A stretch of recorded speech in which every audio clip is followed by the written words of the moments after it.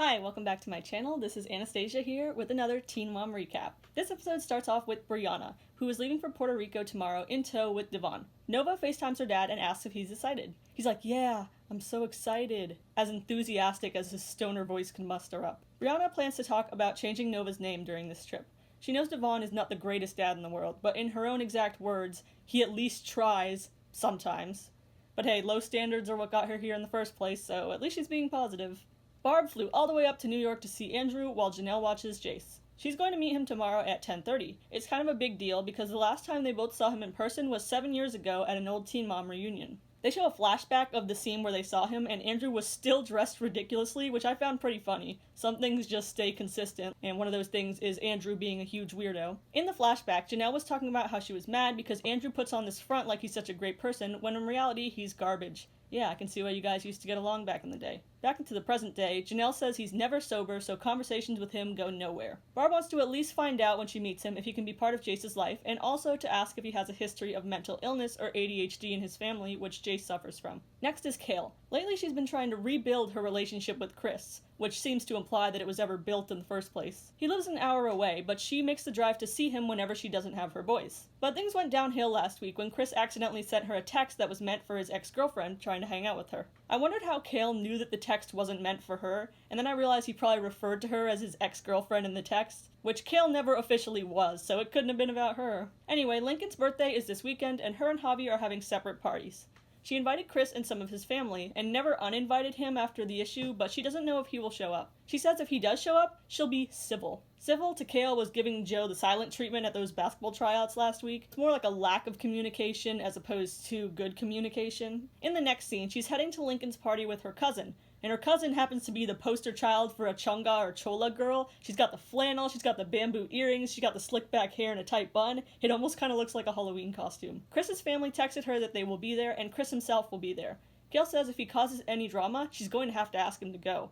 Which we all know won't happen, as that would mean getting rid of two of Kale's favorite things, drama and Chris. Jeremy bought a new house and picked up Addie from school. She's staying there with him this weekend. He asks if she likes the house, and she says yes because the other house was short and skinny. He asks her if he should take more time off his job, and she says that he should stay off. He jokes, "Oh, you want me to quit my job?" And Addie gets this big-eyed look that Leah would probably do right now if he asked her that. But she actually says, "Don't quit." See, Addie's only 5 years old here, and she gets it. Maybe she should clue her mom into the fact that having a job is kind of a necessity when you're not a trashy reality TV star. Aubrey is spending the night at Adam's parents' for her monthly visit, but Adam can't be there while she's there. Donna, Adam's mom, texts Chelsea that Adam just came so she can come get Aubrey now. Cole offers to go pick her up and says Chelsea doesn't need to come. Lincoln's birthday party is at a trampoline park. Chris does come, though he's kind of late. He high-fives Lincoln and gives him a present and then holds his son Lux. Kale immediately gets bitter and is like, "I haven't talked to him in 5 days, but okay, there he is." Going through sex withdrawals, I guess. And 2 seconds later, she's like, "He's ignoring me. Why is he ignoring me?" Brianna arrives in Puerto Rico and they go jet skiing. Brianna feels a little weird being there with Devon when she has a boyfriend. They talk to Nova about her culture and her racial background. Barbara goes to a tavern to meet Andrew. Maybe not the best place to meet with an alcoholic, but okay. However, even the free booze isn't enough to lure Andrew in, because an hour and a half later, when they were supposed to meet, Andrew is still not there. Barb calls him and he doesn't answer, so she leaves a voicemail saying that it was wrong of him to stand her up, especially when she flew all the way up there to meet him. She says this is her last attempt to try to meet up with him. Leah is at Jason's, her boyfriend's, while the girls are with their dads. She hopes Jeremy continues to get Addie on the weekends. Jason says that he's proud of her and they share a kiss. Leah says, "Oh, that wasn't a good kiss," and he's like, "Oh, wanna make out then?" Please. Please don't. Cole comes back from picking up Aubrey. He says Adam's whole family was there, and he overheard Donna say before he got her, "Well, I don't understand why Aubrey has to leave." And then she asked, "Where's Aubrey gonna be later so I can pick her up when Adam leaves?" Cole's like, I don't think that's gonna happen." Donna claimed to not know that Aubrey seeing Adam unsupervised was by court order. She thought it was just Chelsea's rule or preference. And she didn't know how it could be avoided. And then Aubrey chirps in like, "Well, the solution, how about we just be here at different times?" And Cole's like, even she gets it. Chelsea said there was going to have to be a break on the visitation for a while. More time passes, and Andrew is still not there. Barb said that he should be out of Jace's life for good. She never liked him anyway, since he's an alcoholic and is so weird. So weird, in fact, that it might even be more concerning than his alcoholism. Then he calls Barbara. He's like, "Ma'am, I'm in Florida. My dad has stage 3 lung cancer, and I need to be with him right now." He's like, "We don't have to meet in person. We could just discuss Jace right here and now." So on the phone, Barb actually does talk about Jace and how he's been, Andrew's like, yeah, that's awesome, that's amazing. She asks if Andrew has a family history of ADHD. I had kind of been assuming that Andrew being in Florida was BS, but he's like, well, my mom's right here, so why don't you ask her? And puts her on the phone, so maybe he really was seeing his dad, I don't know. So now Diane is on the phone. She says Andrew is not the same person you used to know. She's like, oh, I wouldn't lie to you. You'd be proud of how he's turned his life around. Yeah, I'm sure his own mom would never lie to make her son look better. Diane says she thinks of Jace often and hopes to see him. Barbara is glad that she talked to Andrew's mother in the end and wouldn't mind taking Jace to Florida to meet up with her. But she wonders why Andrew couldn't simply just text them and let them know ahead of time that he was going to be in Florida and couldn't meet up, instead of making them go all the way there for nothing. She says she will not make this attempt again. Kale goes up to Chris at the party and says, I'm just saying hi since you wanted to ignore me. Reeking of desperation, I cringed watching this.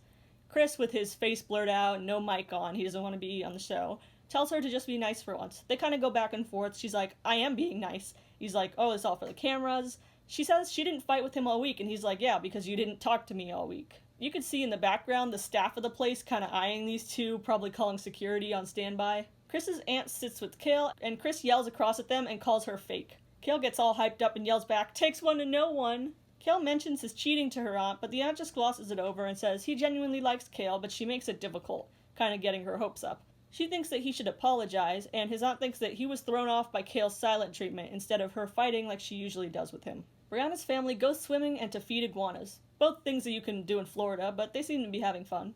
Devon thanks them for inviting him. They're like, yeah, this trip is fun, we got to go in the pool. No, but do you want his last name? She nods and she sort of says that she doesn't know, and Brianna says to let her know when she's ready.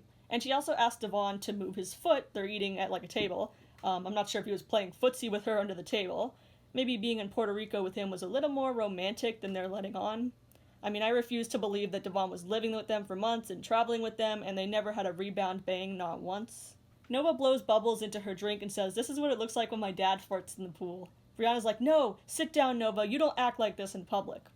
Maybe you should have said that to Roxanne last season when she was standing in the booth of a table in the middle of a restaurant so she could scream at Devon. Lead by example, ladies. Later at her house, Kale's friends sit down with her to hear the drama. She talks about the party and says she's glad there wasn't any drama, even though there kinda was. I guess her usual drama is so much worse than this that this doesn't even show up on her radar. In the middle of the conversation, Chris texts her, and it says, I love you, Miss Lowry. She's like, yeah, this is my life. She isn't sure how to respond to the text. I think we're starting to see that this guy leads her on a lot, which is likely setting off her crazy meter when he doesn't follow up on the things he says. The producer asks if they're in a relationship, and she says it depends on who you ask because they don't know what each other is doing, so they don't want to look stupid. I mean, for example, you ask Kale, he's like, yeah, we're in a relationship, but you ask Chris's main chick, and he's like, Kale who? She says he has been helping out his family financially, and he pays his child support and wants his own place. She says they've been on and off for 3 years, and they should grow together, aka she wants to live with him. But he doesn't stay at her place, just drops off Lux there. And whenever she sees him, she goes up to him. That should tell you something, Kale. She says it frustrates her because she rushes to go see him, and she doesn't seem that same effort back. She says she's not going to do this for long. But it's been 3 years so far, so apparently you will. She wants to raise her kids with someone and feels lonely because all her mom friends are married, and why can't he commit to her? I really wish these friends would just shake her and say, Kale, this man does not love you. Like, be a true friend right now. She does not see this. Barb calls Janelle and tells her what happened. Janelle said that Andrew's full of BS. After hearing what Diane said, she's like, no, Andrew's still a drunk. He hasn't turned anything around. And Barb's like, yeah, I know, but I just didn't want to say that. She asks Janelle about letting Jace meet Diane, though, and Janelle's like, oh, I'll think about it, but I don't know. Which is kind of rich because Janelle doesn't actually have any custody of Jace and can't make those decisions for him. So Barb's just being nice to her by asking it all. Aubrey said it took a little bit for Cole to pick her up. So she talked with Adam and played ping pong with him for a while before he got there. Chelsea goes to her mom and vents that she thinks Adam's parents are pushing to see how far they will go with breaking the rules. Mary and Chelsea both want Cole to adopt Aubrey, yet when Mary pushes for it, Chelsea's like, don't talk to her about it because you push too much. I know what I'm doing, Mom. And that's all for this episode of Teen Mom 2. Do you think Andrew's excuse was BS or legitimate? I mean, either way, I think we can agree he should have at least let them know ahead of time. And do you think Chris actually has any intentions of being with Kale, or is he just kind of ghosting her and leading her on? And are Adam's parents purposely letting him see her? Thanks for watching, and make sure to comment down below and subscribe for Teen Mom Recaps every week.